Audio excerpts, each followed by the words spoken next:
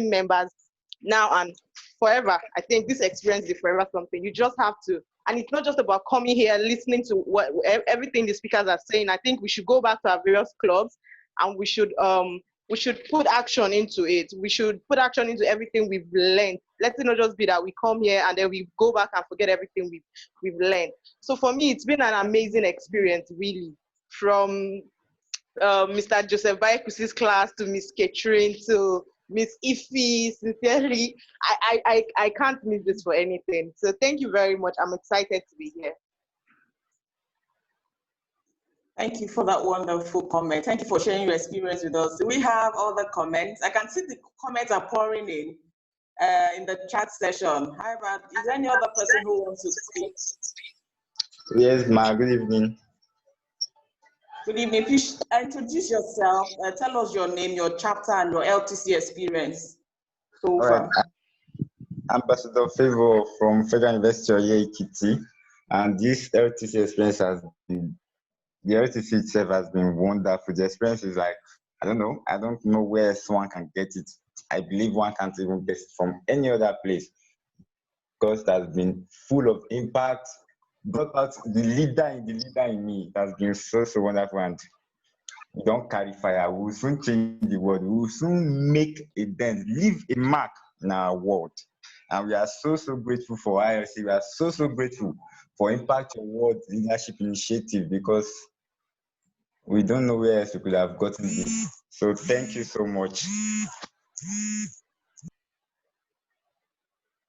Thank you for your comment. Okay, now I want feedback on yesterday's session. You know, because this is actually the reason, you see, what is very crucial and vital about this weekend's model is that it's pivotal to the reason why Impact Your World Leadership Initiative exists. You're all the reason why the vision was bettered in the first place. And so understanding the ILC structure is very key and crucial to your operations and indenting the world. And so I would like to take two comments quickly on what you picked away, what you took away from understanding the ILC structure that Mr. Joseph Bayekusi took yesterday. And then we can, before I bring up our next speaker. So quickly, who wants to share what they gained yesterday from the ILC, understanding the ILC structure and vision?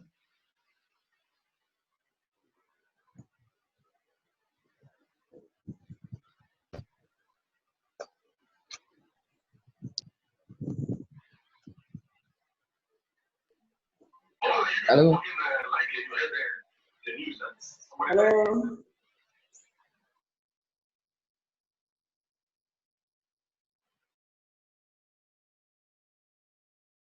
Hello. This session on understanding the ILC structure and vision.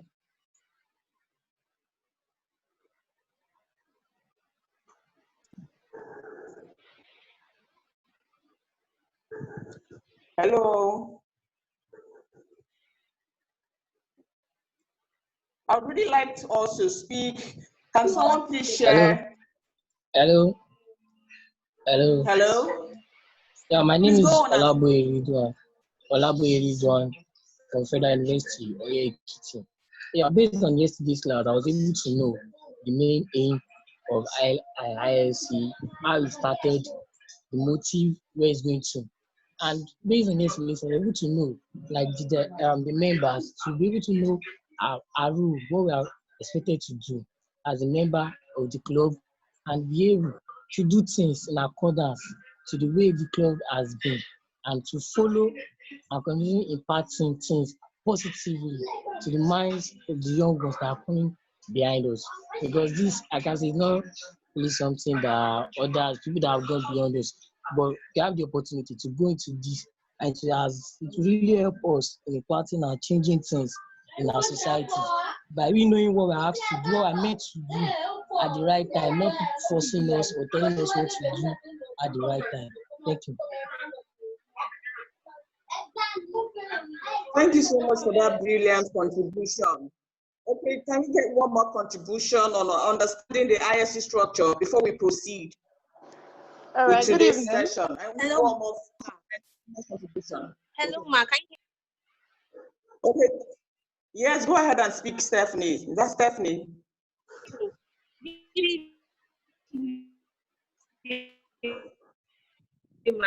you hear me? Yes, I can hear you. Please speak. Okay.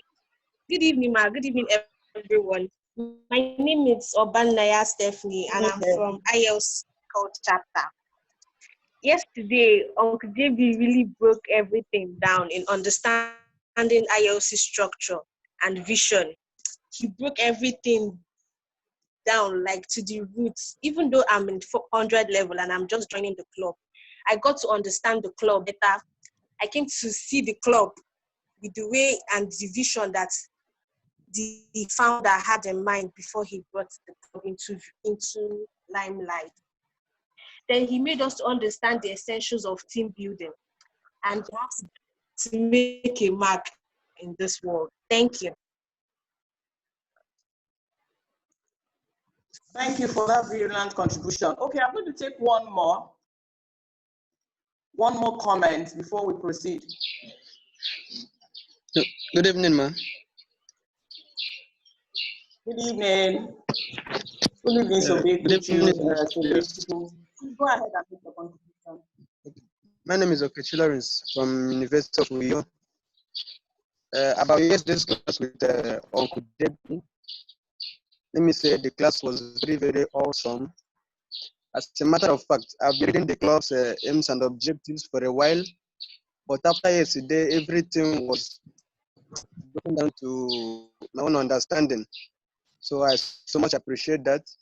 Secondly, I got to understand the ILC structures, how they operate, and the dates each of the chapters were established, with the emphasis that my chapter, University of Uyo, is the oldest in Nigeria. So for all these lessons, I so much appreciate Impact Leadership. Thank you, man. Okay, thank you. Do we have any other contributions? Yes, ma'am. I'd love to also There's say. something I'm waiting to hear. Yeah, there's something I'm waiting to hear. So I would like to take more contributions, perhaps one or two. Good evening, ma. I don't know. Everyone. Okay, good evening, Omotola. Yes, good evening.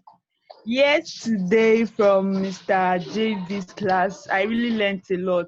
But the most important thing I picked there is that leadership is not a title, it is a task that we should do it. He told us about the ILC culture, the way of life of ILC, in which I was able to understand and also understand the aims and objectives lot from ILC and the essentials of the team building also. Thank you.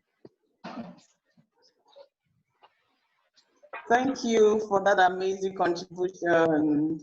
I want more. You know, like I said, this weekend's module is very pivotal to the reason why we exist at Impact World Leadership Initiative.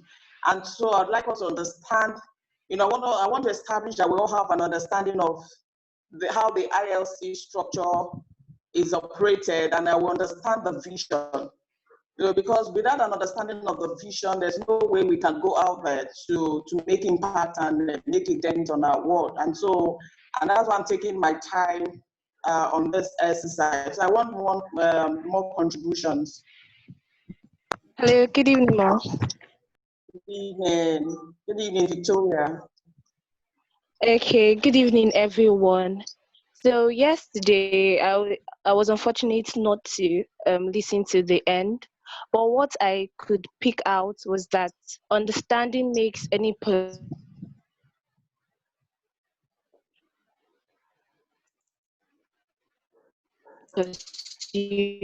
outstanding. So first, ground knowledge of the tandem with your contribution. So you don't go like A, like B when the organization is going A. You are in the same path with the organization. You know what the organization needs. So he also talked about the ways by which ILC can grow, how when each level of position is important in itself, but when we come together, we make it great. Like we still need teamwork work, the spirit of integrity, care, excellence, trust, all of that makes ILC what it is today. So that was what I could pick out. Thank you, ma'am. Thank you. Okay, I'll take just one more contribution and we can proceed. One more contribution on understanding the ILC structure. Hello, ma. Good evening, ma. Good evening.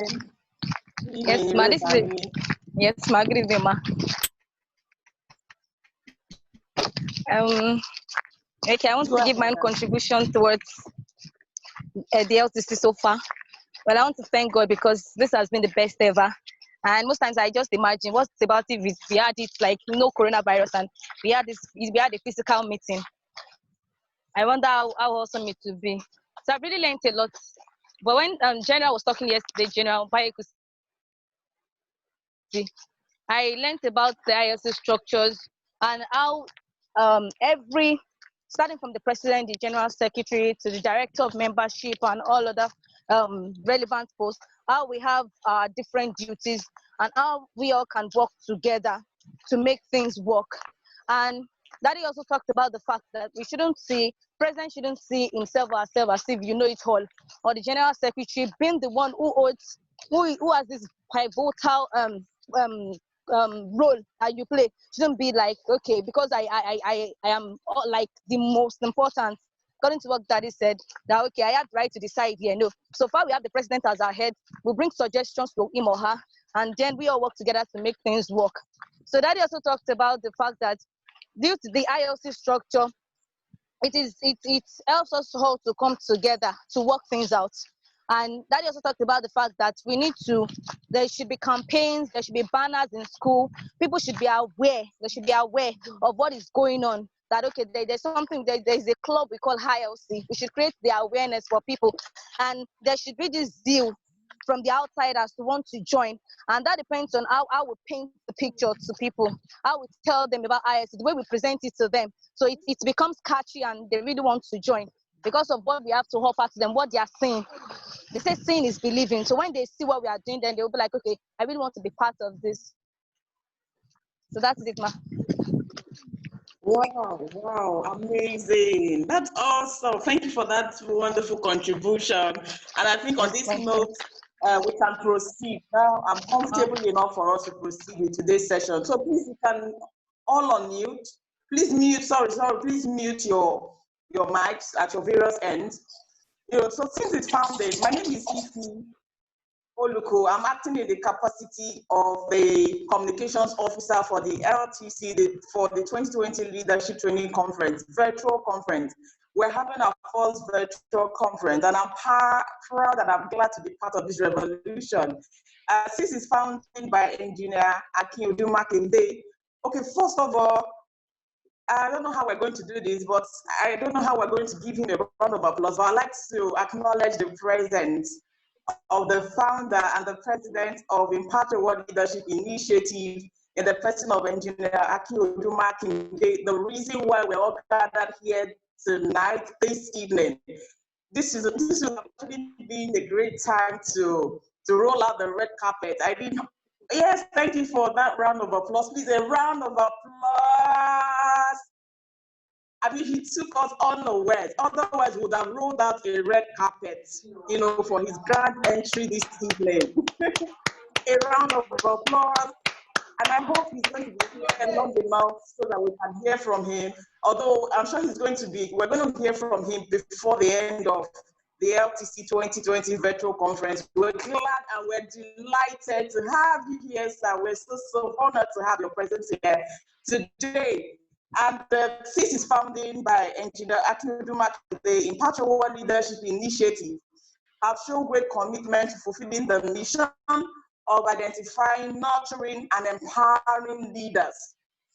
So the disruptive mentoring model that we have today through the various ILC chapters, our internship, our scholarship initiative have continuously molded our students into innovative leaders who are determined to create a positive impact on the African continent.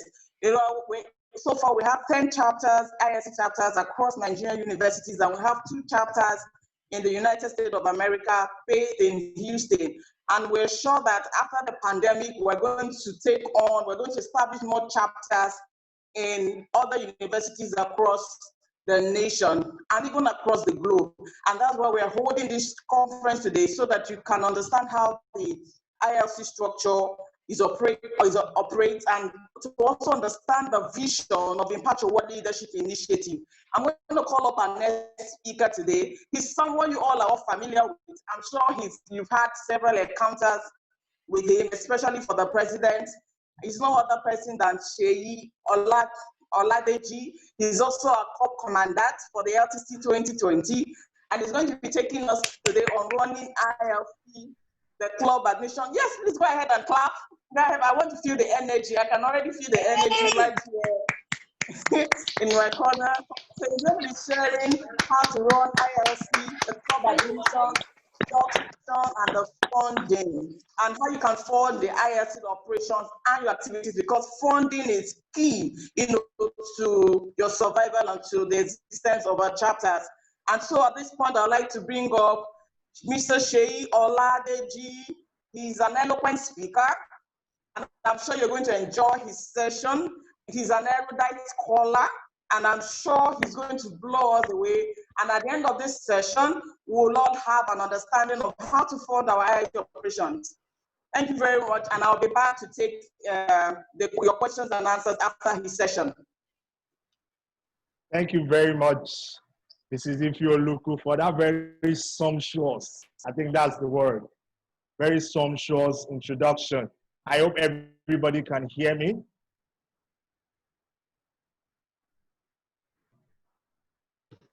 And you can see my screen. Okay.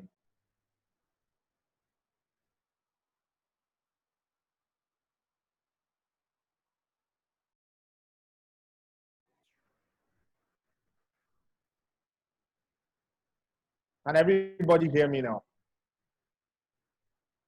Okay, good, good. I can see the feedback. Okay, thank you so much for your response. It's my pleasure to be here to do my own class and share my 2 cents on how we can improve what we do at our Impact Leaders Club chapters across the country. And we also got some of our Houston guys to connect as observers. And I hope some of them have been able to glean 1 or 2 things from the conversations. So straight to the sides, running ILC, club admissions, induction, and fundraising. So it's going to be a 3-in-1. It's a tripartite approach to the presentation, okay?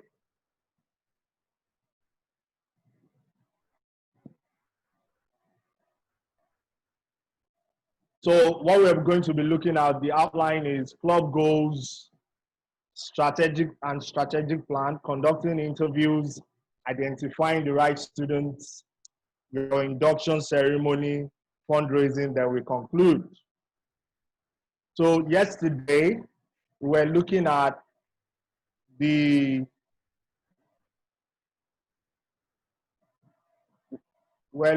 our ILC creed, and it says, we will make the world a better place against all odds at every level of leadership we find ourselves. Starting here, starting now, we will always leave behind footprints of lasting impact in our immediate world.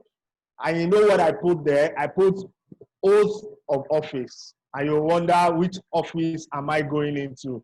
This is the oath of office for us as Impact Your World ambassadors and leaders. And it will be important here to note that we also have the oath of office as citizens. As someone has rightly put, that the highest office of the land in any nation is the office of the citizen. And this creed that we read and we swear to, if you like, is reminding us that we will not abdicate our responsibility, that we do not need to occupy public office and be called governor or senator or local government chairman or councillor before we know we have a responsibility to our nation, to our community. And that is why we have this creed. It is the oath of office we take as citizens. And I hope that is clear. Now, we'll be talking about club goals and strategic plan. Now, I put here that in thinking about club admissions or recruitment, you must first ascertain the essence of new recruits and how it can enable you to achieve your goals in the club and campus at large. The critical questions to ask is, what are our goals as a club? What are the strategies to meet these goals? Then place and the place of human resource to execute the strategy. Now, you must first know that in your club recruitment, you are not just going to call all and sundry. Yes, you throw your notice to the public on campus to say Impact Leaders Club in Oye Ekiti or in OU or Unila. We are recruiting. But at the back of your mind, as a team, you have a strategy in place because you have clearly defined your goals and objectives for your year as ESCOs. You know the kind of human resource you need in the club. So you're not just recruiting anybody that comes your way because we just want to fill in the space. We need members, then we must recruit anybody that attends our interview. So your human resource recruitment in itself is a strategy because you are in the business of transforming people's minds and changing the landscape of what people understand to be leadership. So you need to first understand that what is our club goals and strategy? Then, how do we recruit members who will meet those goals and strategy? That way, things are clearer, there are no confusion. So by the time you bring people into the club, they start working towards the objectives. Like JB told us yesterday, talking about ILC objectives. And knowing that we are raising young, purposeful leaders who will go on to make the world a better place, who will change the world. So if that is your club goal and strategy, you know that you have to critically look out for those abilities and tendencies or potentials, if you like. Now, if you look at the diagram to the right, you will see that it's a wheel. I call it the wheel of life. So there's something called the wheel balance of life. Okay? So this wheel shows someone who is a sports player, right? It's probably a footballer or a basketball player or something, but his profession is in sports, as we see somewhere down there, sport player. Now, this person has different sides, or she has different sides to him or she, if you like, but I will use him for the sake of convenience. Now, you'll find that the person here is saying, I'm a mother, I'm a father, I'm a manager, I'm a colleague, I'm a team member, I'm a community leader, I'm a friend, I'm in career, I have a career, I have health to also take care of, I'm a partner, that means I have a spouse. Now, the will requires you to balance all of this. Now, all of these things are pulling you, requiring your attention. But at every sphere of life, you must determine which is important for you to balance. Now, if you see at the edge of where there's colleague, you will find out that the wheel is bent in. It means that that's the aspect it needs to work on being a good colleague and being a good team member. So if you draw the wheel of balance in your club, that as a club, we have fantastic people who recruit members, but we have a challenge in the area of finance. We have a challenge in the area of club programming, someone that has the swag to excite people during our club meetings. So your will will determine that This is the area where our will is not balanced. So that for the will of the club to roll with ease and with comfort, right? You need to look for people who will make it well-rounded. So if you are a 10 in the area of members, you have club growth, you have 100 members, 200 members in your club, awesome. But you discover that in terms of your programming, you don't have people that bring flavor, the swag to your club, and you're like, how do we make that side of our will rounded? Then we need to start looking at our recruitment process. That is what your club goals and strategy is about. Now, we must know as a matter of fact, and it's a statement of fact, that part of the vision of Engineer Kyodumaki, when he set up Impact Your World Leadership Initiative, and for us as a team at Impact Your World, is to raise young people who will disrupt the mental mode of leadership in Nigeria and in Africa by extension. And as we all know, Africa is the richest continent in the world, right? Again, Africa is the poorest continent in the world. That is an irony, right? Are you the richest and again the poorest?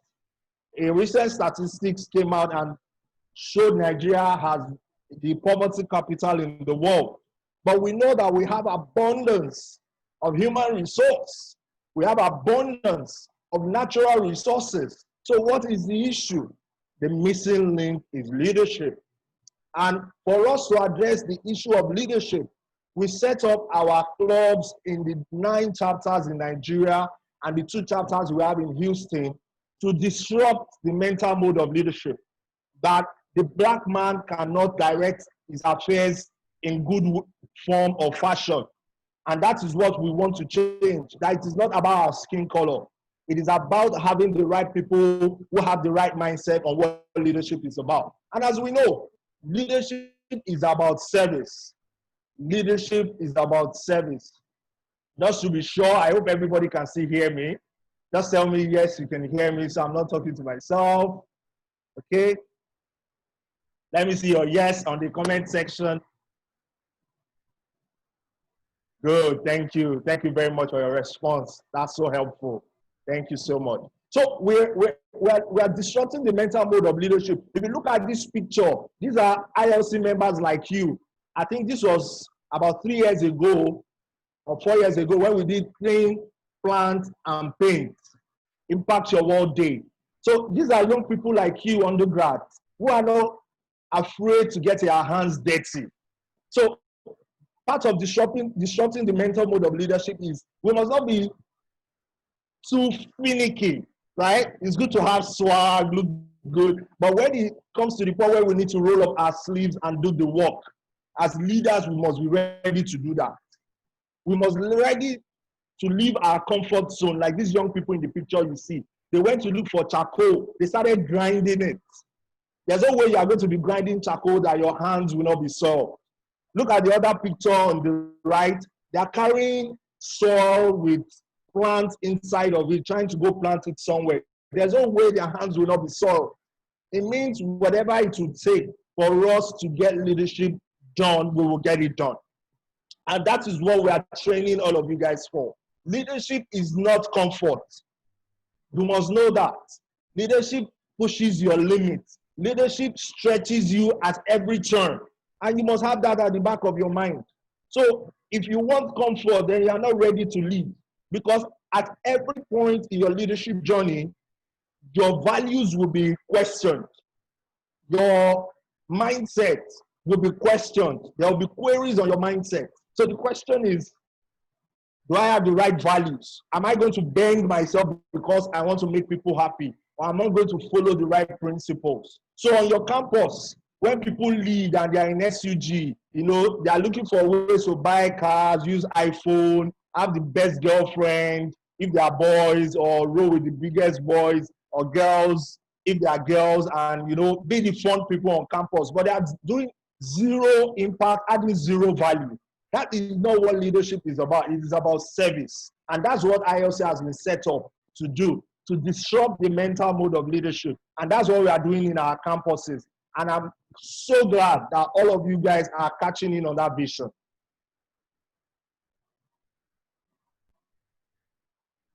Now, I'll be talking about conducting interviews. Now that we have established the fact that if we want to recruit members, we need to know where we are lacking in human resource. And then we know the purpose for which we are set up, which is to disrupt the mental mode of leadership, to tell young people on campus that leadership is not what we see in our public space today. Leadership is not what we see in NDDC, where there's a lot of corruption like we saw in the House of Reps hearing the other day. That is not leadership, where people seek to take the public resource and use it for private consumption. That is not leadership. When you are in the position of trust, you make sure you do not abuse that trust. That is leadership. You make sure to the best of your ability, you discharge your duties well, so that when you leave office years down the line, it will be said of you that when you came, you did well and you left a good legacy. So conducting interviews. Interviews set the stage for the interviewer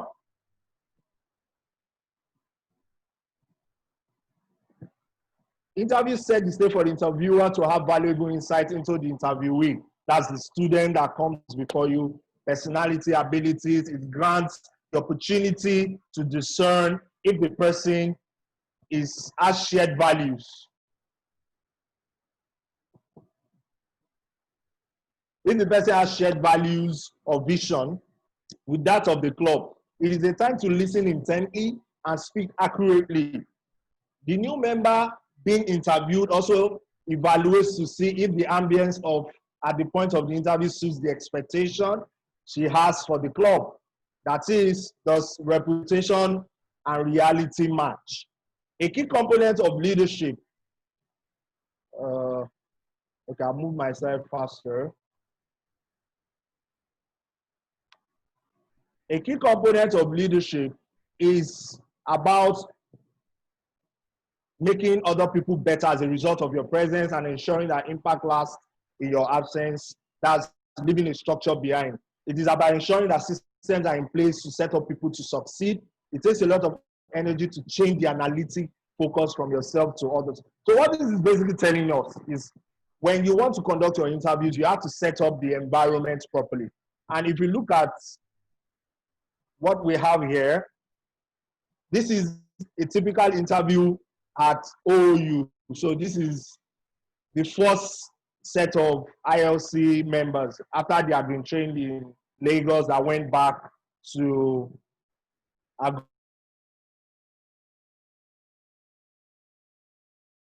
set up the club. We find out that the environment is conducive. So when the interviewer or interviewee comes, the person is comfortable, right? As you can see also in this next slide. So when they come to your interviews, they're looking at, okay, I've heard so much about ILC, all the swag, all the excitement. Then they come to your interview and they find out that you are not organized. The meeting room where you are conducting the interview is not tidy. As you can see in these pictures, the meeting room is tidy. There's water for those conducting the interview. There's sweets for them as well, in case you want to share with the person that came for the interview. The ambience is right. So that's what it's telling us, that as we engage the people we want to recruit, we must ask the right questions. We must know if they have the right values for them to be members of our club. Are they honest? Are they service driven? Are they service driven? Are they givers? Jamie talked about being givers yesterday, that leaders are givers. Are they giving of themselves? Or are they looking for self-reward, looking for immediate gratification? Because if you are going to lead, you have to understand and appreciate delayed gratification. It means you will not see the reward immediately. People will not even tell you thank you a lot of times. I know some of your presidents are usually frustrated, or some schools that members will appreciate what you're doing. It comes with the territory. When you lead, people do not have to tell you well done for you to know you need to keep going. So leaders must have inner motivation to get things done without anybody pushing them or micromanaging them, as it were. So you must look out for those people when you conduct your interviews, and then you must make sure the environment is conducive, as we see in these pictures. Again, look at this, team pictures. I know I've been emphasizing that presidents, immediately you do your inauguration, right? Send pictures. This is how we expect ILC members to dress. As you see in this picture, it doesn't have to be expensive. You just need to be neat. You just need to be neat. The one on the left are the footer guys. I think that was their second team that came in after the first team that got inaugurated in 2015, okay, or 2016. So you must realize, so this team is 20, okay, this 2019, 2020, 20 schools. Now you must realize that for them, this keeps memories as well, that after we have served in the club years after, any of these guys could be governor tomorrow, any of these guys could be president, any of these guys could be a permanent representative of Nigeria to the United Nations tomorrow. You want to be proud of this picture that I served with a fellow comrade, if you like, in ILC, and this is the picture to show for it. So it's always good to take good pictures, good portraits as a team once you get into office. So I just have to share this so we see what it looks like to do group pictures. So back to conducting interviews. When conducting interviews, you must ask the right questions, right? You must ask, what is your name? As something as basic as that. What is your name? The way you say your name informs you if you are a leader or not. So if you ask me what is my name, I would say my name is Seyi Oladeji.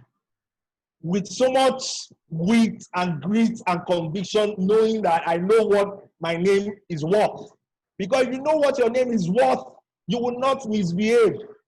You will know that you need to protect that name, and it will guide everything that you do. So how people say their names is important.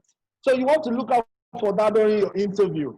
Then you ask them what inspires you, because that will determine what their motivation is, whether they need to see monetary gain before they get anything done. What is your passion? What is your temperament? We talked about temperament in the first class. It is very important that we know this temperament. So you don't go and recruit only melancholics into your club and everybody is too serious and boring and all of that. You need sanguine, you need people who have swag, who like to, they're the life of the party. Anytime they come to the club, everybody's excited. You get what I'm saying? So you want that. So you need to balance it. So you need the melancholic also for planning, for strategy, for critical thinking. You need the phlegmatic for empathy. People that look out for others. They need to be your director of membership. They need to like people. They need to be people oriented. That's phlegmatic for you. You need cholerics who, when projects come, they are driven. They get projects done. No matter what anybody says, it can't be done. If they need to go and knock on the VC's office door to say, Mr. VC, sir, we need this project in the University of Lagos or University of Calabar or we need to get in there. Those are cholerics. They will push barriers to get anything, to get results. So you need to balance all of these temperament in your club. You need to balance it. You need to balance all of the temperament in your club. Is that clear? So all of these things are important, right? What's your understanding about leadership? What value can you bring to the club if you become a member? Okay? So you need to ask those questions. So there's a cartoon there. You can read it up later. But for time, I have to move. Identifying the right student. Why is it so important to identify the right student during interview? What difference does it make to identify one? The human resource at your disposal determines whether the concept of building leaders is just an idea or a working reality. So it is people that interpret your vision. It is people that interpret your ideas. So if you don't have the right people on your team, no matter how grandiose your ideas are, you cannot execute them. That is how important human resource is. So the difference between a working reality and an idea is people. People. Today, everybody talks about the American dream, the American dream, the American dream. But it was the founding fathers of America many years ago, over 200 years ago, who sat down and said, we need to shape and have an American dream. And 200 years after, people have lived and implemented those dreams that generations after are bought into. The people that came up with the American dream concept are no longer here. But because they have the heart and mind, the presence of mind to execute those ideas, today is a working reality. Today, America is the most prosperous nation in the world. It's a world power.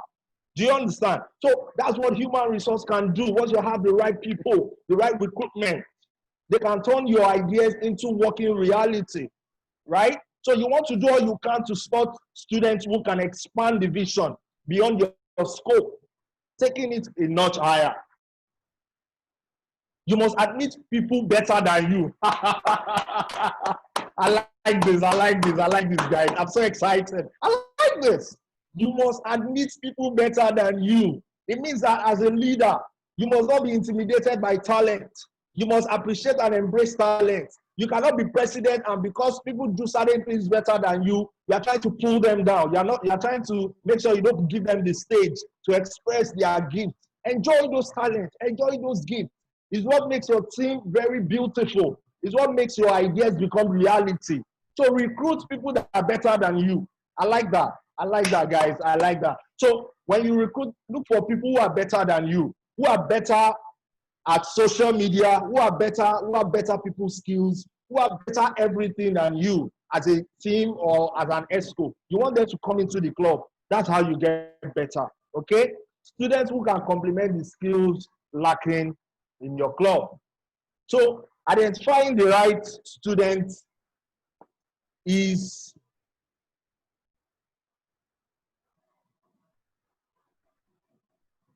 okay. Someone likes my laugh. Thank you. Thank you. I appreciate that kind of compliment. I just wanted to show you're all following me. All right. I'm so excited here, guys. I'm really so excited. Don't mind me. Maybe I'm having a lot of sugar rush. All right. So identifying the right student is also picking people that have problem-solving mindset. Do they like to solve problems? You see, when people talk about leaving Nigeria, and I appreciate that, okay, that there are a lot of difficulties in Nigeria, but it also presents us opportunities. And it's not cliche when we say where there are problems, there are opportunities. It is not cliche, it is a reality. Currently, I'm working on something privately to address a particular problem that I've identified, and I'm hoping it will generate value for me going forward. You see, the problems we see in Nigeria today in transportation, in food security, in unemployment, in insecurity, in a lot of the criminality that we see all over the place, kidnapping and all of those things, yes, is a cause for worry. Yes, we should not have to deal with those things. But again, depending on how you see it, are you seeing the cup half full or half empty? So seeing the cup half full is a problem-solving mindset. That yes, this is a problem, but how can I solve it? So you must recruit those kind of people in your club, because what ILC is set up for is solving problems, right? Looking for problems around your campus to say, oh, we saw that there are no road signs on our campus. How do we address that issue? There are no signal to say this is the faculty of engineering or faculty of art. How do we solve it? It's about problem solving. That's why you are set up as a club. All right? So you need people who have problem solving mindset. If they don't have that, then there's a challenge. They will think we are just stressing ourselves for nothing. Why are we doing all this? All right? So they must also show passion and idealism for the club's vision. You must look out for that. They must have resilience to change the status quo. Guys, we must have resilience to change the status quo. We cannot, there's a concept in psychology called learned helplessness. So it came from the concept of an elephant. When that elephant was young, the elephant was tied by the leg to a chain, right? The elephant was tied by the leg to a pole, right, with a chain. And then as the elephant grew, the same chain was on the elephant's leg. But because when the elephant was young, it could not pull itself off of that chain over the years. it then felt that even when it became a massive, humongous elephant, like you can pull down a 2-story building, in a matter of speaking, and still having that chain on its leg, it felt that, whoa, if I could not pull this chain off when I was 2 years old, now that I'm 50 years old as an elephant, can I still pull it down? But he does not try anymore because over time, he has felt that this situation is okay. I have to normalize it. It is not okay the way we live in Nigeria, in Africa. It is not okay that we have poverty in our nation. So we must have the resilience to change the status quo. And that's what ILC is about. That's what ILC has been set up for, to change the status quo. We must also look for people that are teachable. All right? So look at all of these values and attributes when you are recruiting members. Very, very important. Now, I'll move quickly to the induction ceremony. Your induction ceremony has to be a big deal. You see, so for those of you that have witnessed the first session or the inaugural setup of ILC, you will agree with me that we always bring who is who on campus, and it is deliberate. Because for the work that you do on campus, you have to partner with the school management. You have to partner with the school management. You cannot do all of those projects alone. For example, if you are going to do road signs on your campus, you have to get due approval from the school management. If you want to maybe paint a building, for example, in school, you need to get due approval. So how do you get those approvals if the school is not carried along with your activities? So from your vice chancellor to your dean of student affairs to the principal officers on your campus, when you are having your induction ceremony, send letters to them. Because as your parent body, when we came to your schools, we made sure that we engage them. We always, the first person we visit when we come to your campus is your vice chancellor. For all of you that we have clubs in your chapter, your vice chancellor is always the first person we see, because they are critical in the things we want to do on campus. And the more they partner with us to see that all of your activities are approved, the better for us. So you want to carry them along. Also, on the other hand, your members, your new members will see that, oh, this induction is a grand event, that the vice chancellor is going to be there. Wow, or the deputy vice chancellor. I'm going to dress well. I'm going to invite my friends. And I want everybody in my room to be at the induction ceremony to see that I have become a member of ILC. So it should be a thing of pride that people get to be members of ILC, because we have organized a ceremony to make it very, very grand in a way, all right? So I will show you a picture now. So this is, I think, University of Calabar, I think about 3 or 4 years ago. This is their induction ceremony for members. Look at how grand it looks. So they made files, they did all of those things. They took a very conducive hall on campus, and everybody is corporately dressed. So that's how important your induction ceremony is. You must do it to the best practice, all right? You must have a good environment for the induction ceremony. You must invite the principal officers on your campus, your senior lecturers, your professors. Let them come and witness our young people on this campus. There are some young people who are thinking differently, who are acting differently, who are changing the mental mode of leadership. Now we'll be going to the main crux of why a lot of you say we can't do projects. So a lot of you will say, Mr. Seyi, when I call you, why have you not done this? Why have you not done that? You say, sir, we do not have money. We do not have money. So how do you raise funds? I hope you all can hear me. I need to know you're all following me. So tell me you can hear me. I need to see your charts, guys.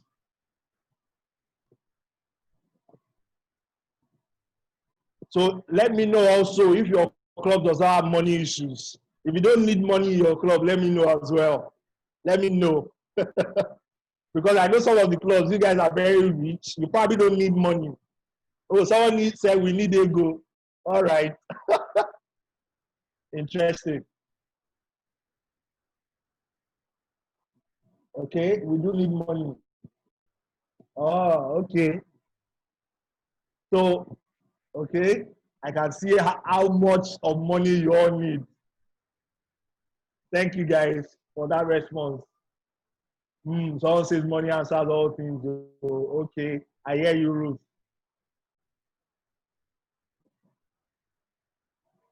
More than need. Okay, guys. So we all agree that money is critical to whatever good intentions you have, whatever impact you want to drive in your community. Money is a critical factor. So how do we raise money?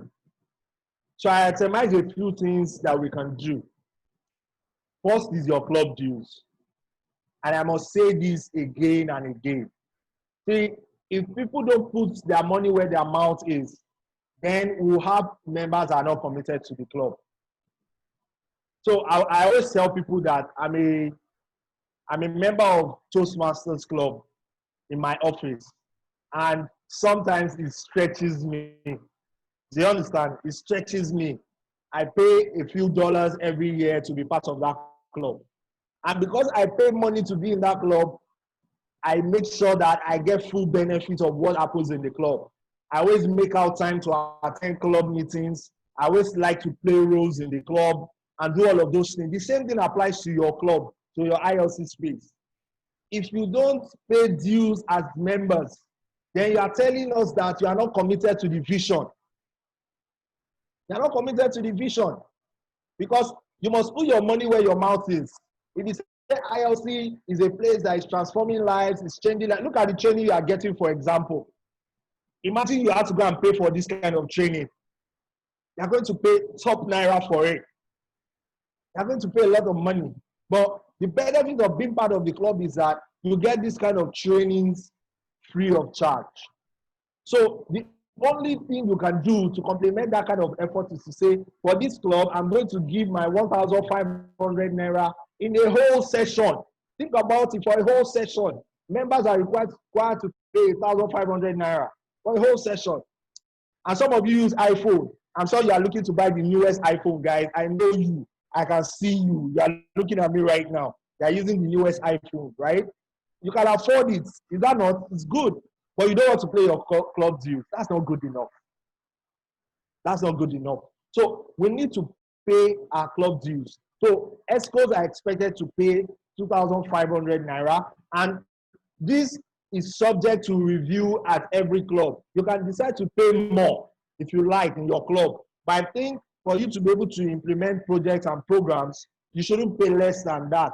So if you have, say, 20 members or so who pay their 1,500 naira, 20 times 1,500 naira, that's how much, guys? That's 15,000 times 2. That's 30,000 naira at the least. Think about it. That you have 30,000 naira to run your affairs. So if you want to print letters, if you want to go on visits or buy something for the club, for your club meetings or refreshment, whatever it is you want to do, just 20 members paying their dues, that's 30,000. Imagine if 50 members paid. Imagine if 100 members paid. So we need to drive collection of club dues. It is important. Yes, I know students will say they don't have money, but you have to find creative ways to collect dues for your club. Another thing you can do is souvenirs. So a lot of you, I think it was Foyer president that called me, that's Federal University of Ekiti, that called me and said, we want to make sweatshirts. That's an amazing concept. So you can do sweatshirt, for example, and put very lovely designs and then begin to sell to students. So if your cost price for the sweatshirt is 1,000 naira and you sell it at 1,500 naira, I'm sure students will buy it. I'm sure some of us have seen around people wearing Harvard sweatshirt. They will put Harvard University, or they will put Yale University, or they will put MIT, that's Massachusetts Institute of Technology. You see those sweatshirts that they make in campuses in Ivy League schools in the US. You can make something like that, that students can be proud of their campus, right? So you can do a sweatshirt that puts Unilag, that puts Foyer, that puts OU, that people can buy. You use it to raise money for your club. So if you make it at 1,000 naira, you sell it at 1,500 naira. Imagine you sell up to 1,000 copies of that. You have money already. Think about it, guys. And you can make simple t-shirts. You can make simple things that students will use, students will like, as a way of generating revenue for your club. Another way of raising money is your alumni. So there are some of your ILC alumni from like clubs that have started since 2014 or 2015. Some of those clubs have alumni who have now graduated. They are now working in banks, in top corporations. They are making good money. They can commit themselves to say, you know what, guys, I will commit to giving 5,000 naira to your club every month or every quarter for your programs. It could be as little as that. It could be as little as 1,000 naira that they will commit because they are now working and they were once in your shoes. So they know that you need money. All right? So they can appreciate that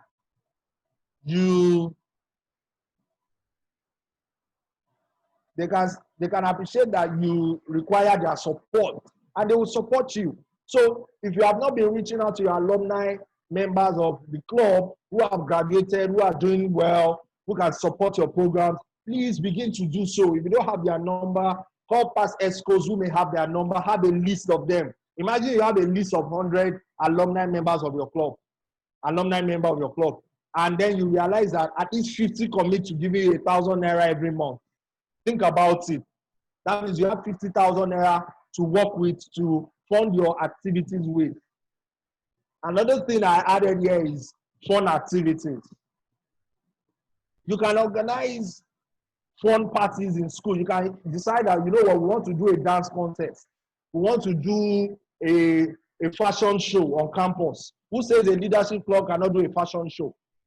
That people that have wares, people that have designs, who are fashion designers, who sell shoes, who make slippers, things like that. You can do a fashion fair where people can come and display their wares. And then for them to come and display their wares at a particular space in school where music is playing, where activities are happening, they pay per day.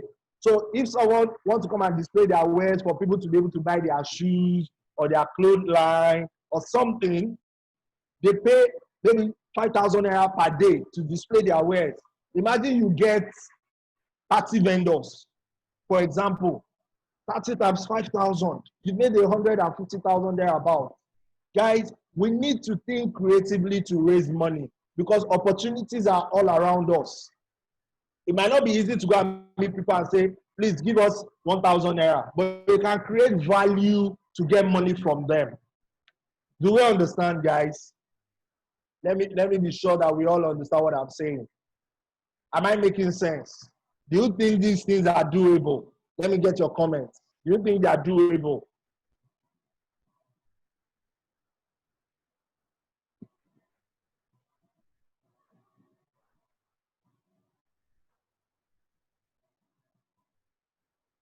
Awesome. I can see your comments. Very effective. So we need to deploy ingenious ways to raise money for our clubs. Then look for partners.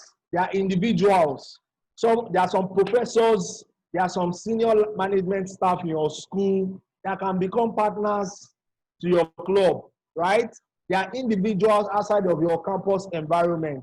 Maybe they are friends of your parents, they are friends of your uncles or something, or their direct family relatives, and you call them and say, hey, Uncle Frank, I need you to support our club. This is what we are doing. We're a club of young people who are making changes on campus. These are the programs we are doing. You can even do a brochure to explain the kind of activities you are doing. Send it to your uncles, to your aunties, and say, please, rather than sending them private message to send you money that you need money for new handouts in school. You can send them these things so that they can support your club. If you all reach out to 5 people in our immediate environment, our uncles, our aunties, our cousins are older than us, and we get them to commit to supporting our club on campus. Imagine the kind of resources that we are going to be having. Okay, so these are opportunities for us. Think about it. Then we also need to look at corporate organizations. You need to look at corporate organizations. So if you have corporate organizations, that you can reach, you can write to that around you, that we are a club of young people on campus, this is what we are doing, do a brochure. You can even ask for a time for presentation, with their corporate social responsibility team. They always have their CSR team that you can write to and say, they can be in Lagos. Who says you can't travel all the way from Oyekiti and say, we are coming to MTN office in Lagos, or we are coming to a noodles or a drink company in Lagos. It could be Coca-Cola you're writing to, that we want to write to them so that they can be supporting our club somewhere in Agowoye or in Calabar. Who says you can't? Who says you can't? That's what we are training you guys for, to push boundaries, to break walls, to pull down limitations. So why can't you approach all of these corporate bodies, have a proper brochure presentation, ask for a time, be all corporately dressed. You can dress the way I'm dressed, like a politician. Wear your nice cap, with your nice top, with your pocket square, look all smart. The ladies with your good, smart looking outfit, corporate outfit, and go and say, we are young people, we need you to come and support our activities. And you'll be amazed the kind of response you get. And that's a statement of fact. So in conclusion, guys, the only way to keep alive the vision of Impact Leaders Club, and by extension, Impact Your World Leadership Initiative, is to continually engage the best hands.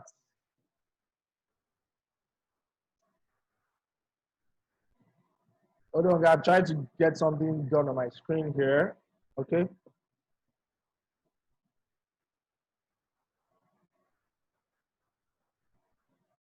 The only way to keep alive the vision of Impact Leaders Club, and by extension, Impact Your World Leadership Initiative, is to continually engage the best hands wherever they are on your campus. We must stop at nothing to ensure that those we are going to leave the club behind for, and this is very important. Think about the fact that 10, 20 years down the line, you come back to your campus. Now you are a senior manager in your organization, or you are the CEO of your company. Like we have some of your alums, like yesterday, JB talked about one of your alums in ILC that is now in China doing amazingly well. We have an alum also in ILC alum in AAU that graduated from AAU, Benga Borokini. Today is an employer of labor. Tomorrow, I think one of the alum of ILC will be coming to speak to you, right? From Port Harcourt. He has a massive tech company that is doing so well. If you are going to name 3 tech companies in Port Harcourt today, in Rivers State, his tech company is going to be one of them. He's doing that well.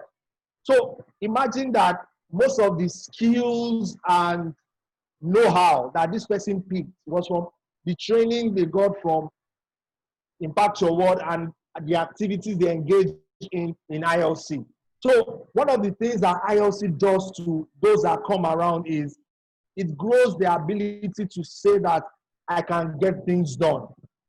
One of the things that hold back young people is self-doubt. So when they come to our club and they see that, wow, so I can do this, I have these abilities, I can talk to people, I can manage people, I can lead people, I have good communication skills, I have good relational skills, I have good critical thinking skills, I have all of these abilities, I didn't know I have them. And I know some of you can testify to that, that you didn't know you could do a lot of things until you came to ILC. You didn't know you had the ability to inspire people, right? You had the ability to make people believe in themselves until you came to ILC. And these are the things that you have benefited.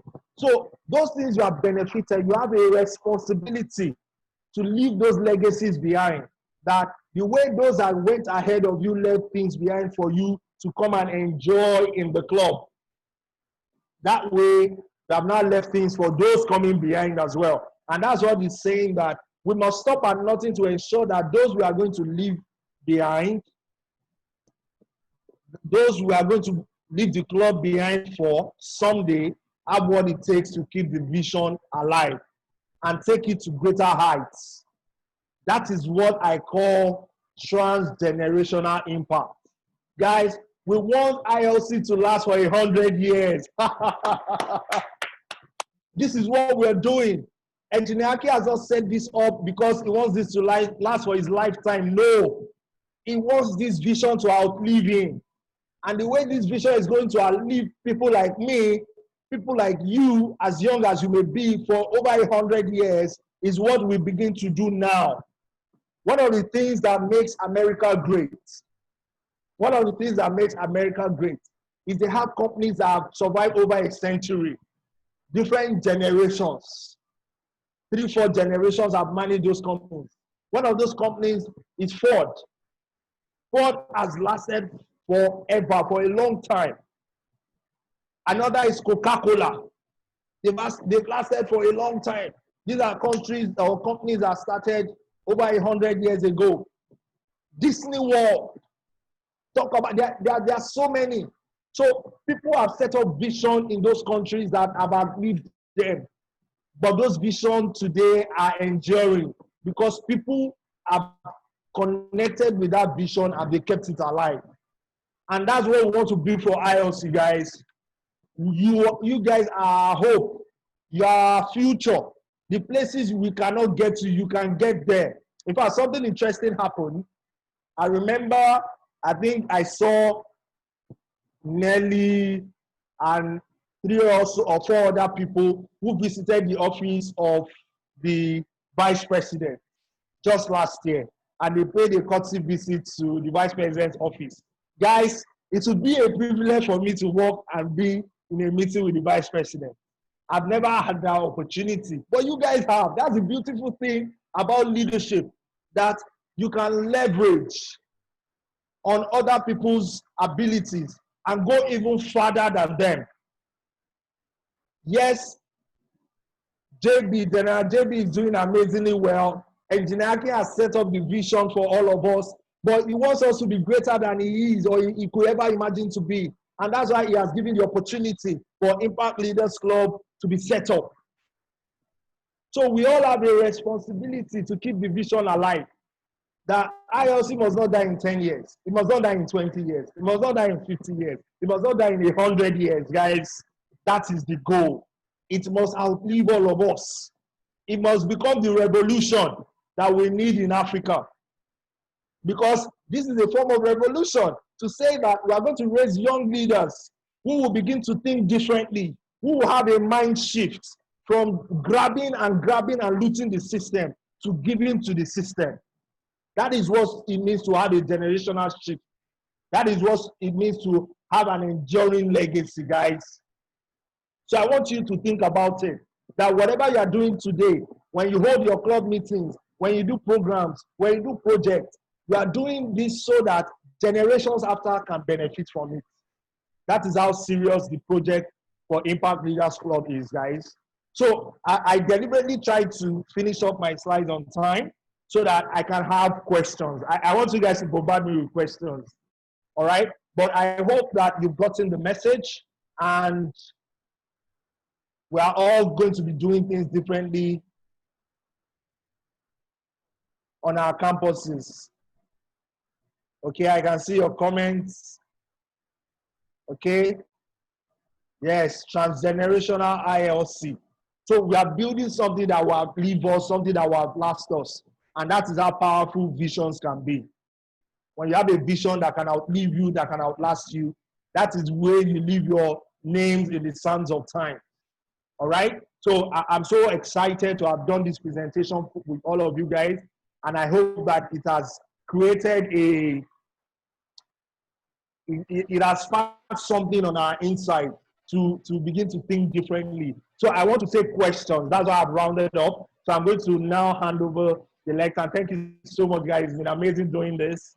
I'm so excited. I'm filled with great energy, knowing the possibilities that you all can achieve. Thank you so much. It's been a privilege. Thank you very much. Thank you. Thank you so much, Mr. Seyi Oladeji, for that wonderful and enchanting session. Please give him a round of applause. You know, I told you he was, going to, to give a wonderful presentation.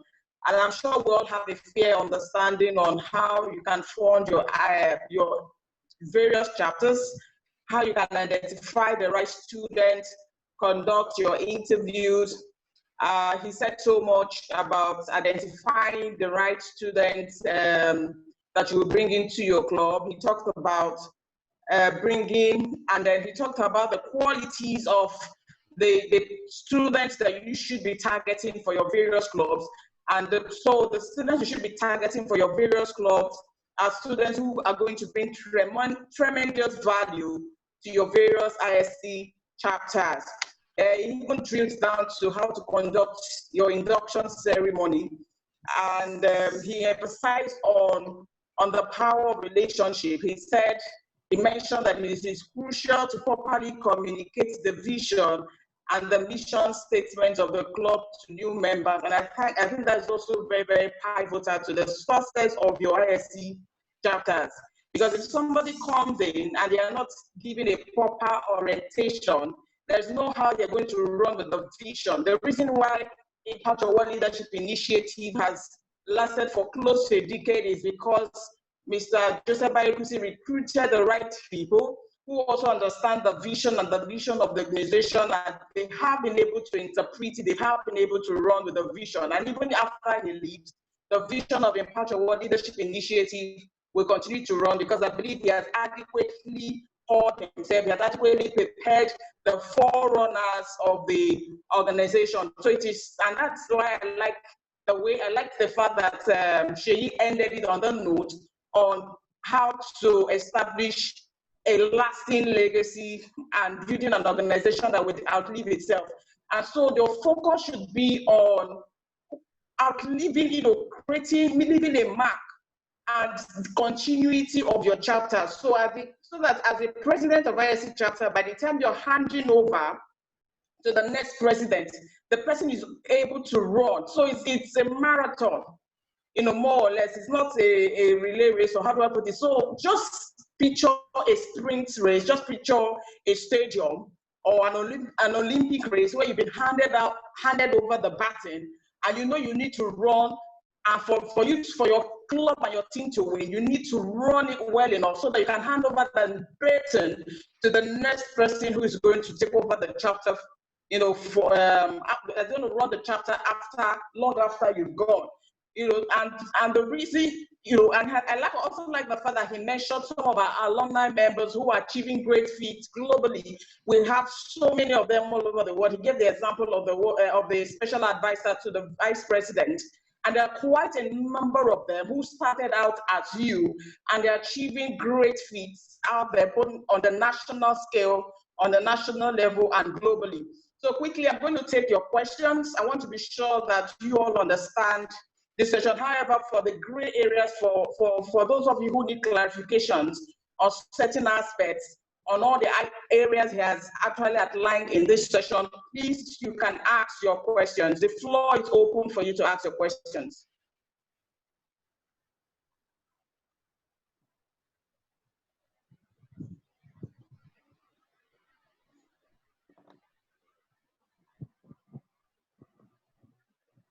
Raise your hand if you want to ask a question. So you can ask your question on anything. It can even be on what Mr. Bayekusi shared yesterday. If there's any question you want to ask so far on yesterday's topic and today's topic, please feel free to ask. Good evening, ma. Good evening, Sobechiko. Hello. Good evening. Good evening, ma. Good evening. Please introduce yourself and go ahead and ask your question. Okay. My name is Oladeji from University of Uyo, ILC. I so much appreciate Mr. Seyi for such a scintillating session. Then my question might not align with today's topic, but I would love to be clear on that issue.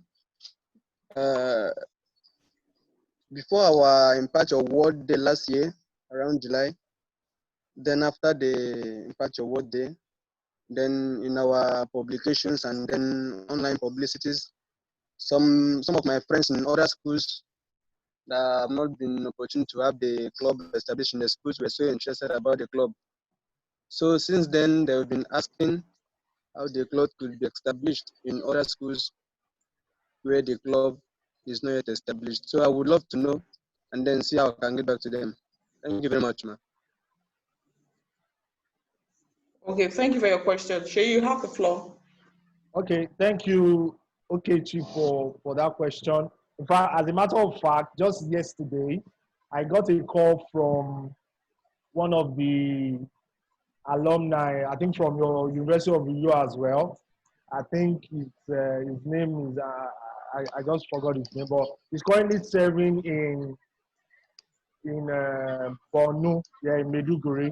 So he was posted there as a youth corps member in Maiduguri, and he said he's been there since November of last year, and that he has actually seen some problems there, and he thinks ILC will be needed in the Maiduguri. So he called me on the need that we may need to want to set up ILC and all of that. So what I told him was that usually we have a model to set up these clubs that you see in the 9 chapters, right? We do not just say, hey, go and start ILC. So there's usually a process, and that process guarantees the enduring legacy you are seeing. Can you mute, Okechi, I think you can mute now. Okay, so we deliberately, we have a plan and a strategy to setting up ILC chapters in different campuses. So if it's just for the sake of, let us just have a proliferation of chapters, I'm sure by now all Nigerian universities will have had one. But for us, our approach is that of excellence. So if we must come to your campus, we must first have equipped you, right? So we first identify, empower, before we now say go ahead to set up clubs, right? So we first have to equip you with the requisite knowledge. So people who today say they are leaders, a lot of them are lacking in the right knowledge and information of how to lead.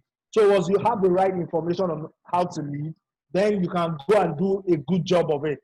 Otherwise, if you take ignorance to that terrain, you are going to make a mess of it.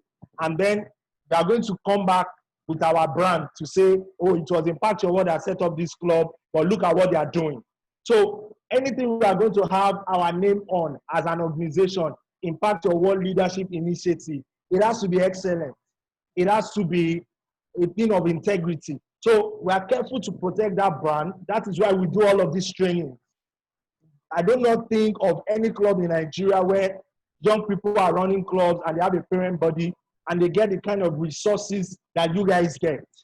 And it is deliberate. It is orchestrated in that way that we're not just sending you out there to go and farm, if I can use that illustration. We're giving you the tools you need to till the ground, to plant, to put the seed so that you can grow a plantation, right? So that's why we have not spread to all of these campuses.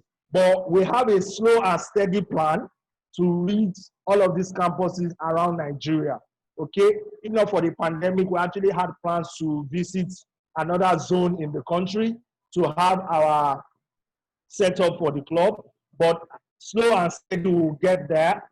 It's a vision that is ongoing. So just be patient, that to know that very soon we'll set up these clubs for those campuses. But if there are projects that you think that you want to do in those places as ILC ambassadors.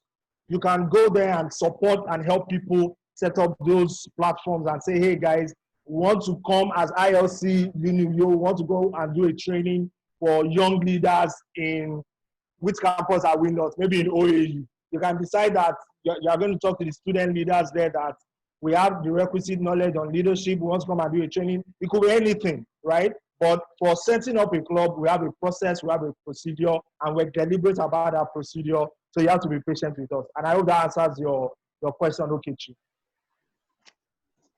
Okay, thank you, Seyi, for the robust response. There's a show of hand from Bobby Clare.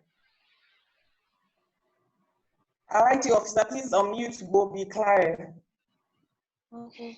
Hello, good evening, ma. Good evening. Please go ahead and ask your question.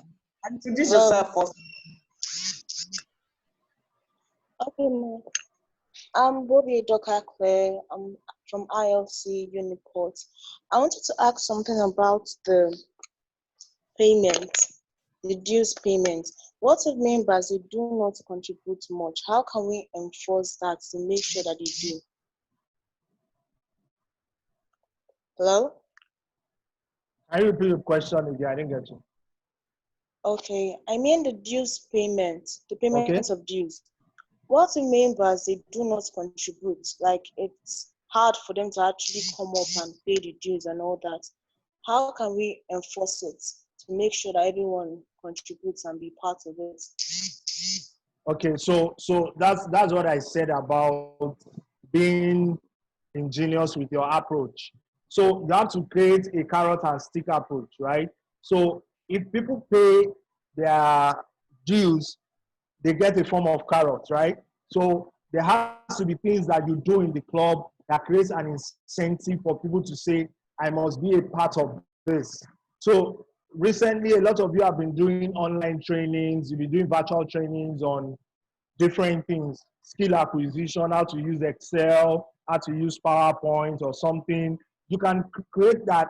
Only members who have paid their dues will benefit from such training. You can create such platforms. Yes, you are not stopping them from being members of the club, but when opportunities come, the people that it will first reach are those who are committed financial members. Tomorrow, there could be a scholarship that will come to ILC. I will say, hey, we want to give 100 people scholarship in ILC in our chapters.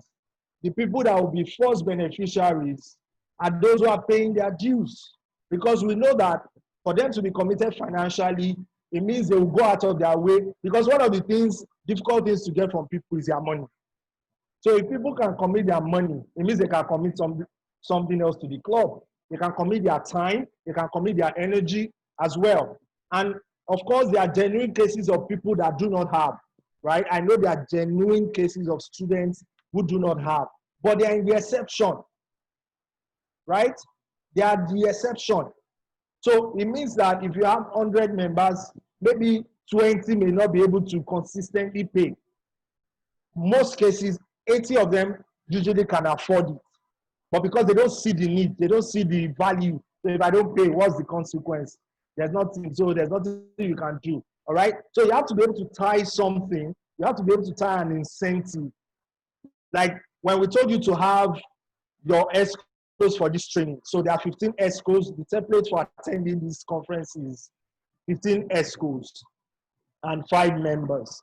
I would expect that the 5 members that you will pick to attend this conference will be 5 consistently due paying members, if you understand what I mean. They consistently pay their dues. So if their dues are not up to date, they cannot be among the 5. Then if you now have more people who have dues, who pay their dues, then you can now do a form of interview to select more people or the 5 you want. But there has to be a carrot and stick approach. There has to be a consequence for not paying your dues. Because imagine you don't have a parent body that can occasionally support you for, like, sometimes when you do your RYWJ or like the trainings you have been enjoying. Imagine you need to get a facilitator to come and train you guys in your club and you need to pay a token. Where are you going to get that money from? It is your members that has to pay. So it is important that you find creative, ingenious ways. So you have to sell the vision in a way that people see the need to pay. A lot of times they don't see the need to pay, that's why they don't pay.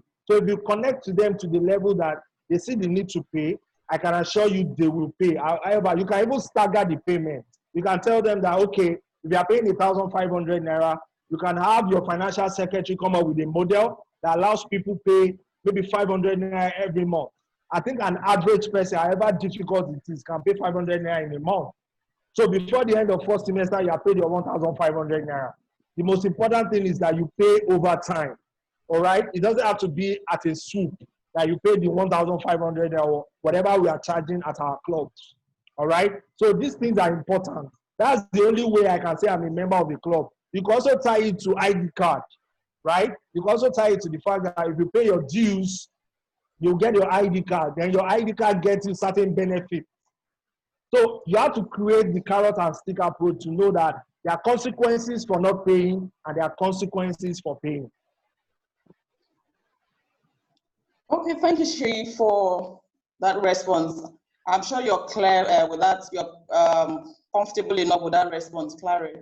Okay, Ayokunle Abe is going to come up shortly. Before Ayokunle Abe comes up, I have some questions here, and I'm going to quickly read them to you, Seyi.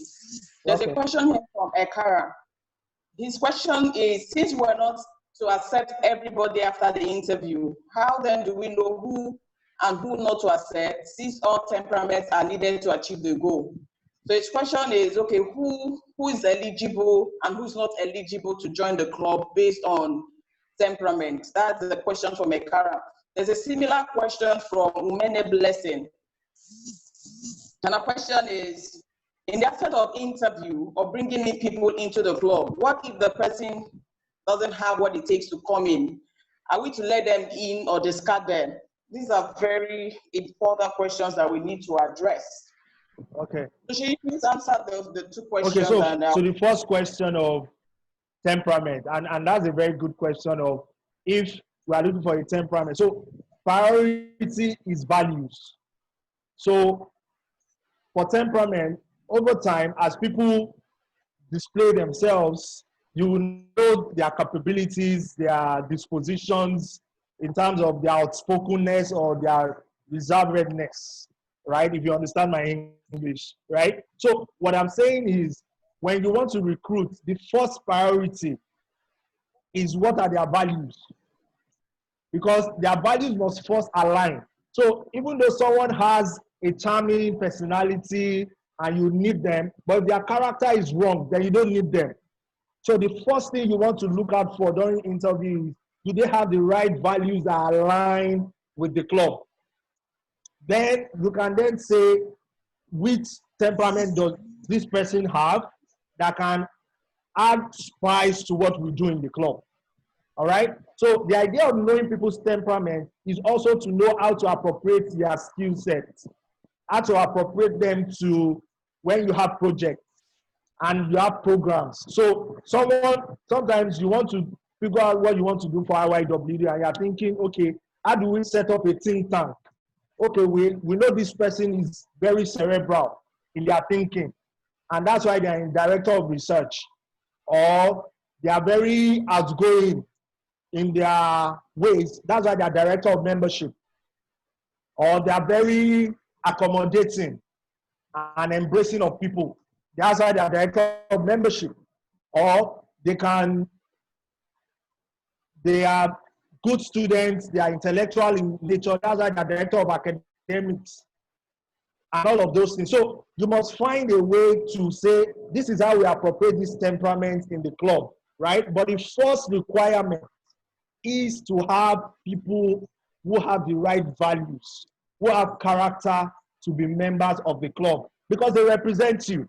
So you don't want someone who has questionable character while you were interviewing. You might not find out why you were interviewing.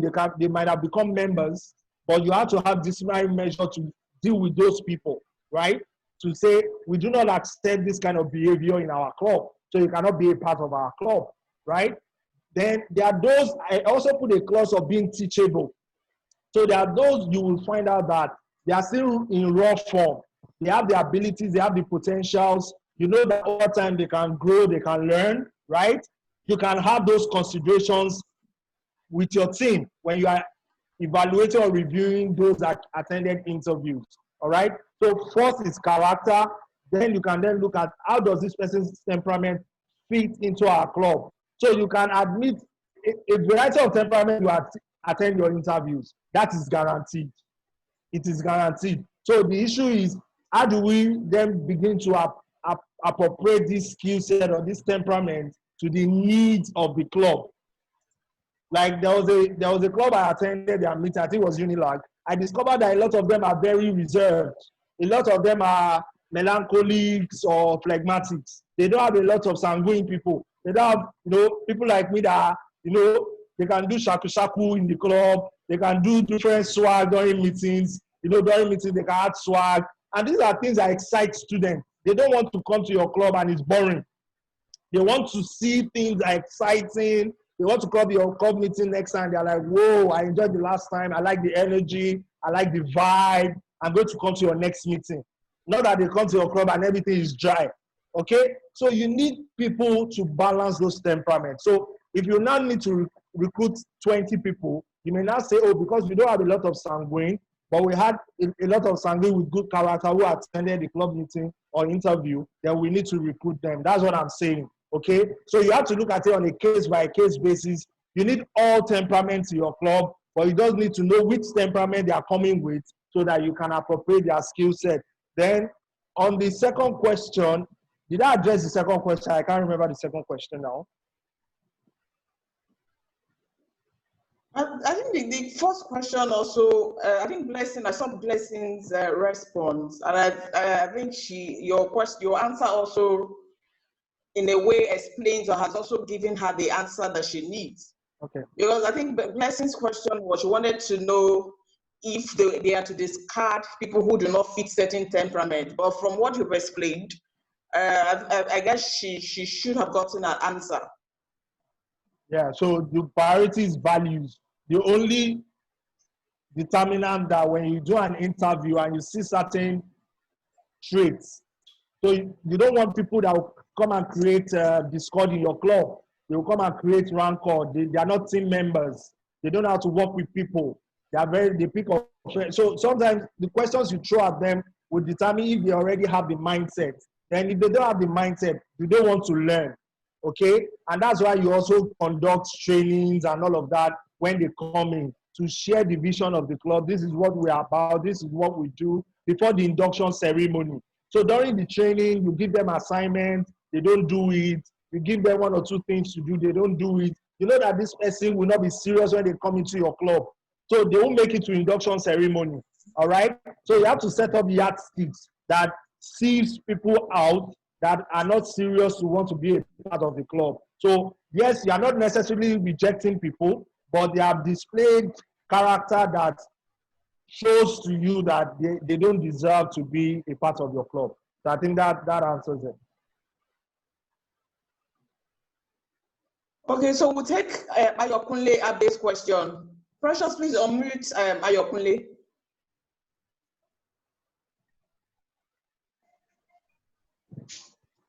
Yeah, hello, good evening, everybody. Good evening. Please introduce yourself and go ahead with your question. I think you muted himself again. Is this my question? My question is this. Is there like a constraint that determines the number of times IOC's clubs are to organize a membership extension program per administration? Sorry, can you repeat the membership what?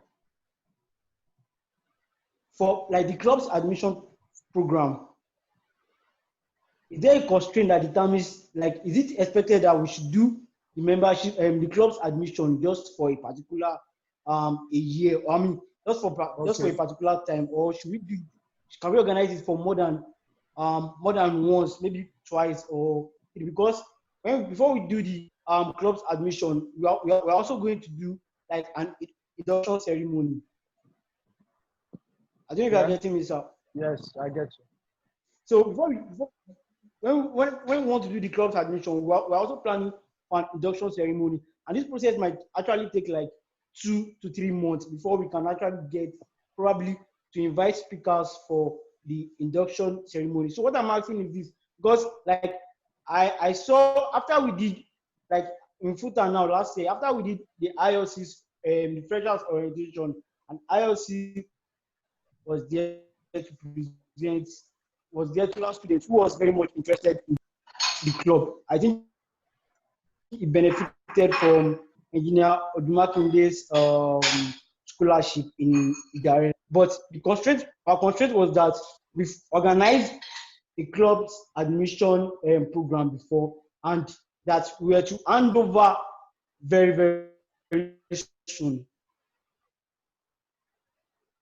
Okay, I think I get your question. So I'll go straight to responding. Is that all the question you want to ask, or you have another question? Yes, sir. Yes, sir. Okay, quickly to your second question. No, that's not the question I just want to ask. All right, okay. So to respond to that, so yes, you should have a calendar for recruitment. So at the beginning of every semester, you should have plans to recruit members. And then you want to recruit members you can manage. In fact, I think there was a club, I think it must have been Unical. There was a time they actually told us that, in fact, JB and the team went to Calabar to do the January conference that we usually have with freshers. So after JB and everybody, they were fired up. They wanted to come and join ILC. And shortly after then, ILC Unical now, gave out forms even at that event, and then they conducted interviews. At the end of the day, I think they recruited about 120 members because over 500 or so were interested in joining the club. And that makes it an elite club because everybody wants to join when they see value. But unfortunately, you cannot take everybody because you can't manage everybody. You also need to know that this is how much we can manage. And we don't want to put a limit for you guys. So you decide that, we can manage 50 members successfully, we can follow up, we can mentor them, we can train them, right? So we can manage them for our meetings, and our meeting venue can accommodate all of our members if they need to show up for our meetings, right? So you need to consider that. So you need to have a timetable at the beginning of your session that this is when we recruit members, right? Then you can have those who, like the young person from Ijare that just got admission, who is already an ELO, we call them ELO awardee from Ijare, who then gain admission to Futa and is interested in joining the club. It could be that the person came first semester and you had conducted interviews. Because the idea is, if you conduct interviews too often, then you have a flood of people who do not understand why they are in the club, right? So you conduct interviews, you train them before induction. So you will have like a 2-3 day training where they will attend, and you teach them about what the club is about, what they are about to come and do in the club, what you guys do, the programs, the vision of the club, the way the club runs. So, because if they don't understand why they are in the club, over time they will fizzle out. So you don't want people who are joining your club who are clueless.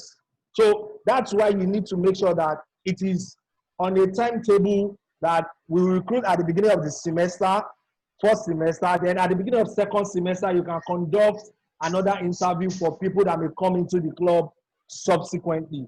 So for the young man or young lady who came to you in between semester, maybe in between second semester, you can have the person say, okay, you can come and observe our meetings, but they are not members yet. They can come and observe your meetings and say, yes, I was invited. So people can come to your club because they were invited. It doesn't make them members. So they can come, observe, then over time, when it's now time for an opening for interviews to be conducted, you can now do proper interviews for them, and then induction, then they are members. Do you understand the process? Yes. All right, so that's how it works.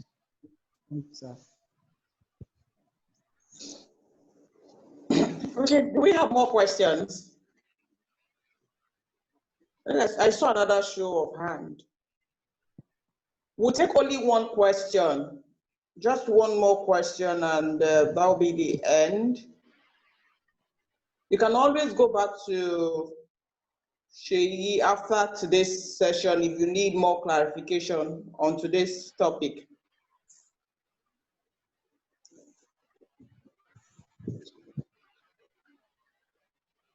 Okay, we're going to show a video shortly on Are You Interested? Are You Committed? It's an inspiring video. In the absence of any other question, we will take the video. IT officer, please play the video before I take the announcement. Okay, this is also a good time to say thank you to Mr. Seyi. Once again, let's give him a round of applause.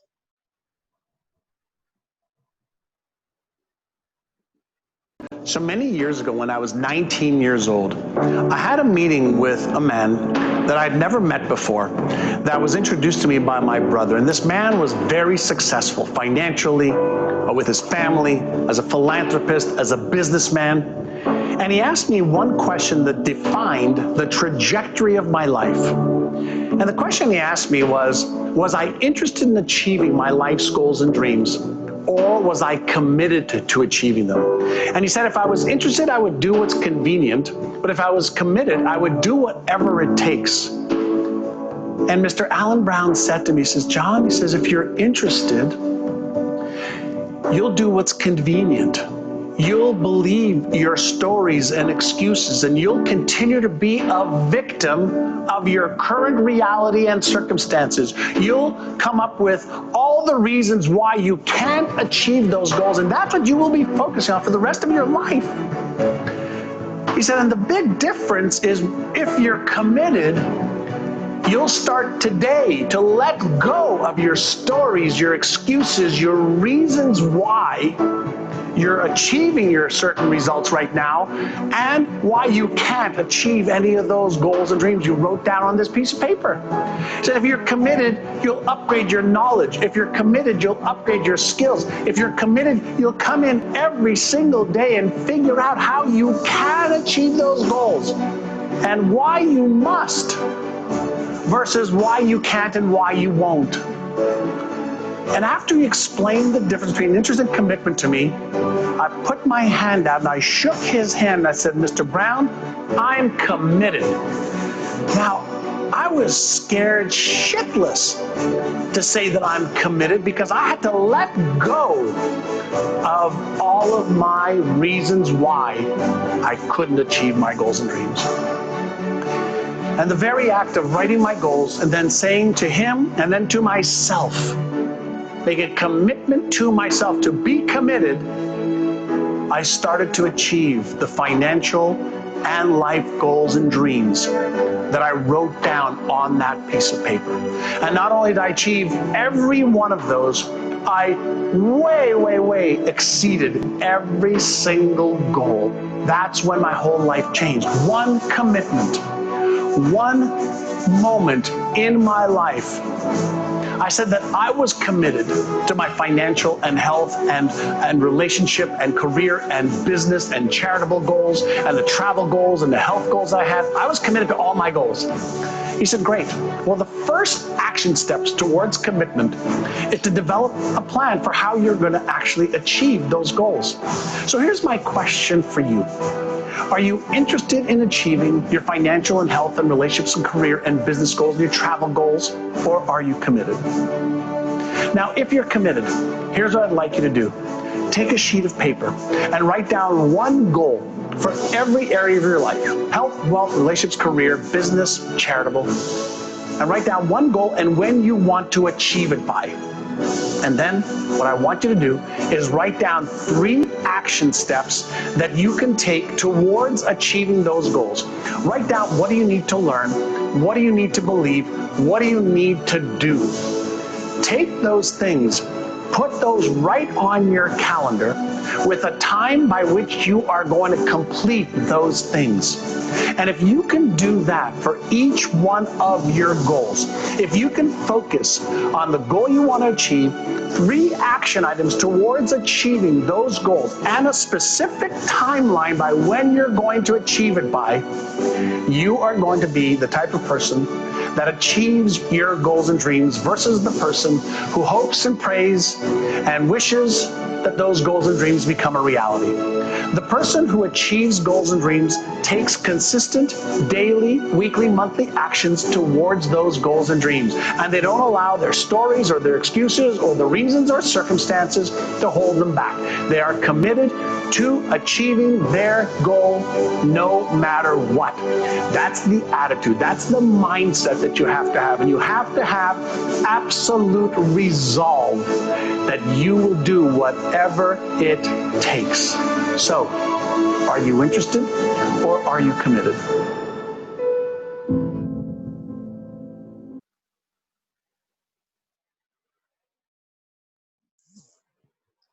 Wow, wow, wow. That was a video by John Asara.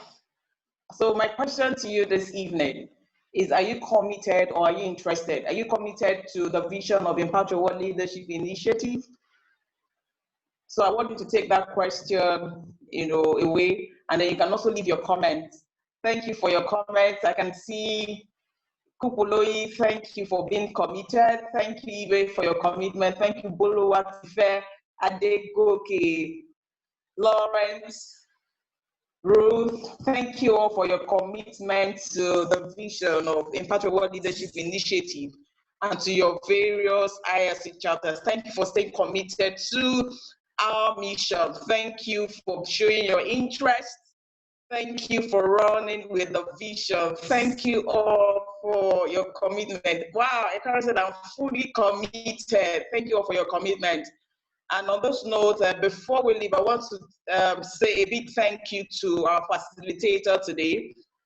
I'm sure you all are familiar with him. He's no stranger to the house, and via his commitment, a lot of our chapters have been running seamlessly.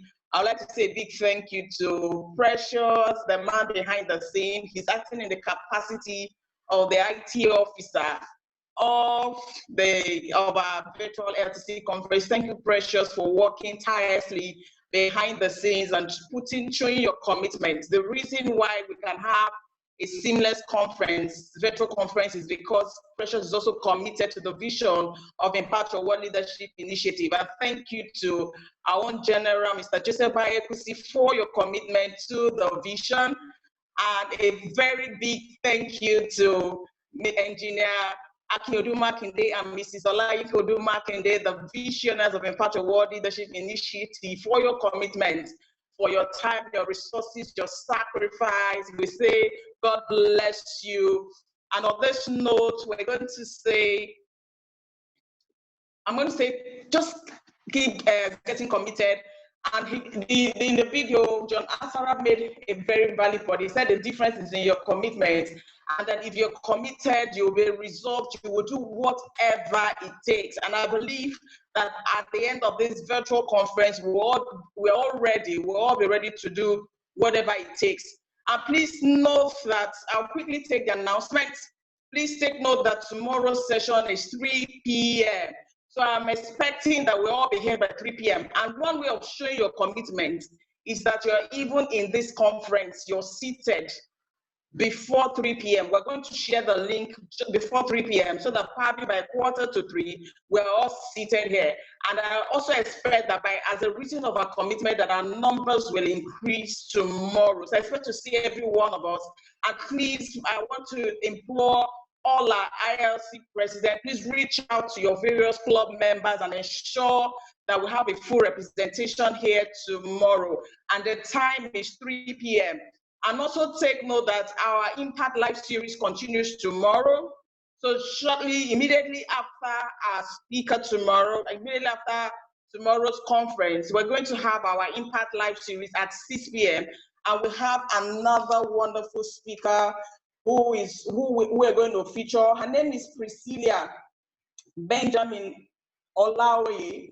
She is a mental health fitness and of over a decade that she has led many interventions in helping individuals rise above complex behavioral issues that undermine human performance.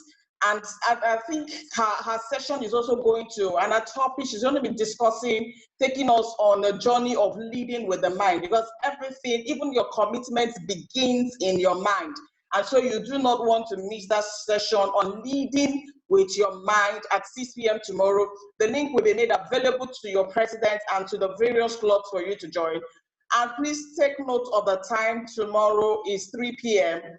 And I noticed some of us were not properly dressed, but I'm not going to dwell on that. Please make sure you're properly dressed tomorrow, and please maintain the right posture when you turn on your video. On this note, I want to say a big thank you for your commitment and have a great evening. IT officer, please, let's have our closing anthem as we depart. Thank you, Blessing.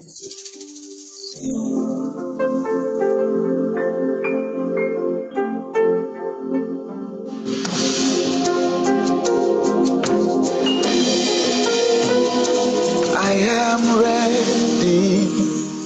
I am someone that will make a change. I'm determined. I'll take a stand against all odds. Would be strong, impacting my world. And I will make this world a better place in the best way that I can. When tomorrow and forever comes, I'll stand strong. I'll stand strong. We are ready. We are people to make a change. We're determined. We'll take a stand against all odds. We will impact in our world, and we will make this world a better place in the best way that we can. When tomorrow and forever ends.